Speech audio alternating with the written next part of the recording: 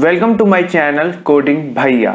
आज मैं आपको बताऊंगा कि जब आप अपनी एज किसी ऑनलाइन फॉर्म में भरते हैं तो सिस्टम को कैसे पता चलता है कि आप एलिजिबल हो या नहीं।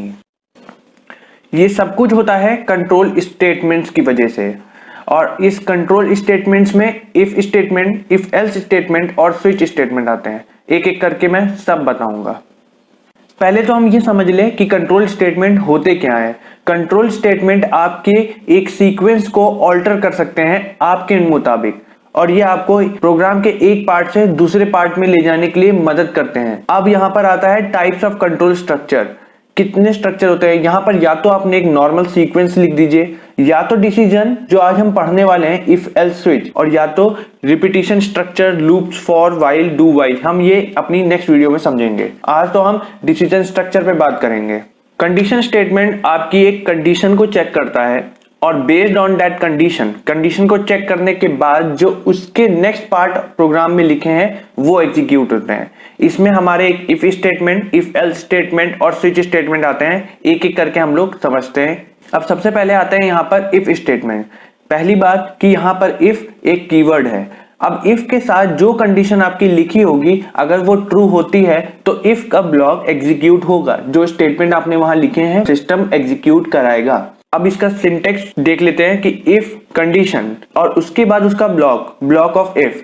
इसका एक एग्जांपल मैंने नीचे दिया हुआ है। Hash include iostream using namespace STD void में एक इंटीजर एज इक्वल टू 5 मैंने लिया है, जिसमें एज में 5 वैल्यू स्टोर हुई है। अगर एज की वैल्यू ग्रेटर देन और इक्वल टू 18 होगी तो आपकी स्क्रीन में डिस्प्ले होगा eligible for vote. Cout हमारा डिस्प्ले के लिए यूज होता है। इसके बाद है इफ या फिर एल्स स्टेटमेंट। अगर आपकी इफ की कंडीशन ट्रू नहीं होती है तो उसका पार्ट एग्जीक्यूट नहीं होगा। अगर उसके साथ आपने एल्स पार्ट यूज किया है तो वो एग्जीक्यूट हो जाएगा। सिंटेक्स इसका ये है, आपने सेम इफ कंडीशन लिखनी है, if condition block of if, और साथ में ही एल्स और ब्लॉक ऑफ एल्स भी लिख देना है। अब यहाँ पर एक इंपॉर्टेंट नोट है, आप विदाउट इफ यूज नहीं कर सकते हैं एल्स स्टेटमेंट। तो मैं एक आपको ट्रिक बताने जा रहा हूं। हमेशा अपने इफ को ग्रेटर देन और इक्वल टू एल्स रखिएगा, कभी प्रॉब्लम नहीं आएगी, कभी प्रोग्राम गलत नहीं होगा। अब इसके बाद मैं एक एग्जांपल देने जा रहा हूं। Hash include iostream using namespace STD, हमने ये हेडर फाइल यूज करके है। वॉइड मेन, हमारा मेन स्टार्ट होता है। इंटीजर एज यहाँ पर भी मैंने 5 ली है। अगर यहाँ पर इफ एज ग्रेटर देन और इक्वल टू 18 होगा तो हमारी स्क्रीन पे एलिजिबल फॉर वोट डिस्प्ले होगा। एल्स अगर नहीं होता है तो नॉट एलिजिबल डिस्प्ले होगा। तो अब यहाँ देख रहे होंगे कि अगर इफ कंडीशन सेटिस्फाई नहीं होती है तो एल्स पार्ट एग्जीक्यूट हो जाता है। नेक्स्ट पार्ट हमारा इफ एल्स का ही एक पार्ट है। इसका सिंटेक्स मैं डायरेक्ट आपको बताता हूं। इफ कंडीशन की ट्रू होती है तो ब्लॉक ऑफ इफ एग्जीक्यूट होगा। अगर ये कंडीशन ट्रू नहीं होती है तो एल्स इफ अनदर कंडीशन, अगर वो सेटिस्फाई होती है तो block of else if execute होगा। अदरवाइज अगर दोनों कंडीशन सेटिस्फाई नहीं होती है तो आपका else block of else execute हो जाएगा। यहाँ पर मैंने एक एग्जांपल दिया हुआ है आपको। यूजिंग नेम स्पेस एसटीडी और हैश इंक्लूड आयोस्ट्रीम हमने हेडर फाइल लिख के, उसके बाद मेन में इंटीजर एज इक्वल टू 22। अब 22 को मैंने एज ली हुई है। If age is less than 18, अगर 18 से लेस होगा तो चाइल्ड प्रिंट होगा आपका। अगर else if age is greater than और इक्वल टू 18 एंड, मतलब दोनों सेटिस्फाई, दोनों कंडीशन सेटिस्फाई होनी चाहिए, तो एज इज लेस देन 55 होगी तो सी आउट हमारा अडल्ट होगा।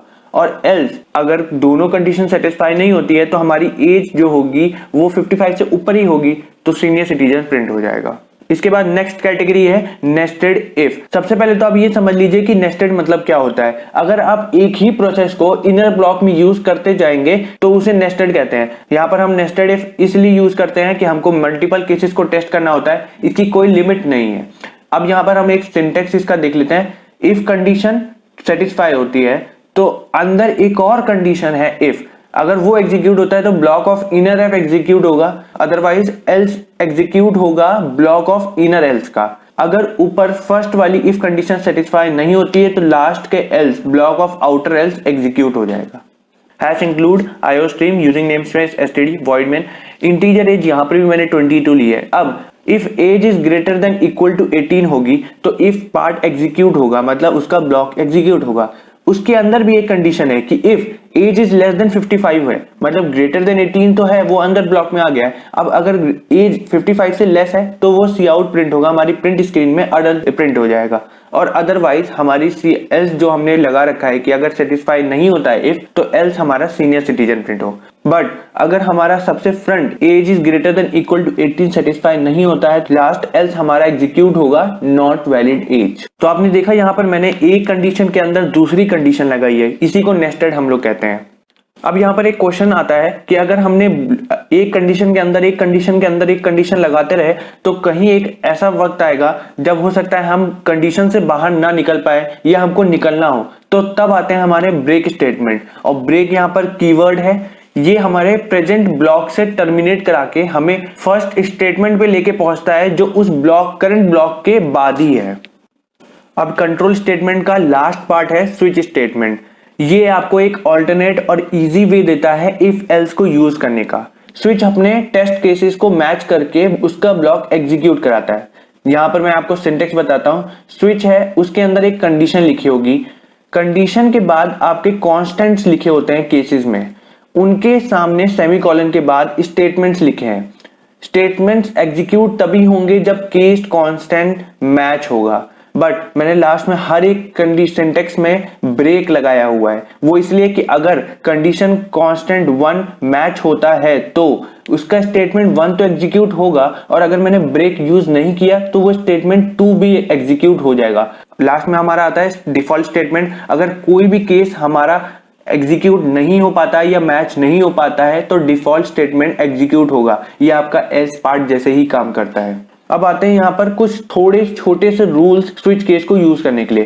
केस हमारे हमेशा यूनिक होने चाहिए, केस एंड होने पर कॉलन यूज होना चाहिए, केस को हमेशा कांस्टेंट रखना है, कांस्टेंट एक्सप्रेशन लाइक इंटीजर या फिर कैरेक्टर यूज हो। केस को फ्लोट यूज नहीं कर सकते, जैसे कि मैंने बताया इंटीजर एक कैरेक्टर यूज होना चाहिए, फ्लोट यूज नहीं होगा। रिलेशनल ऑपरेटर यूज नहीं कर सकते हैं, और नेस्टिंग स्विच इज अलाउड है, नेस्टिंग स्विच आप लगा सकते हैं, एक केस के अंदर एक और स्विच यूज कर सकते हैं।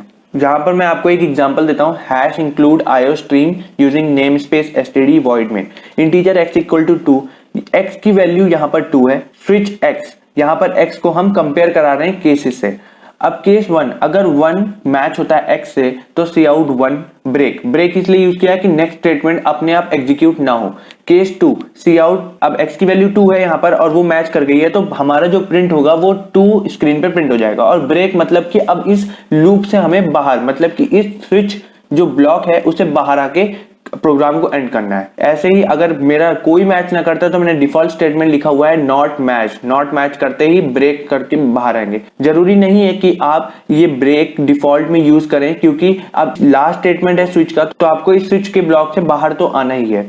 तो आज आप समझ ही गए होंगे कि कैसे सिस्टम को पता चल जाता है कि आपकी एज वैलिड है या नहीं। तो आशा करता हूं मैं कि आपको ये वीडियो भी बहुत ही ज्यादा इंफॉर्मेटिव लगी होगी, और अगर लगी है तो लाइक जरूर करिएगा।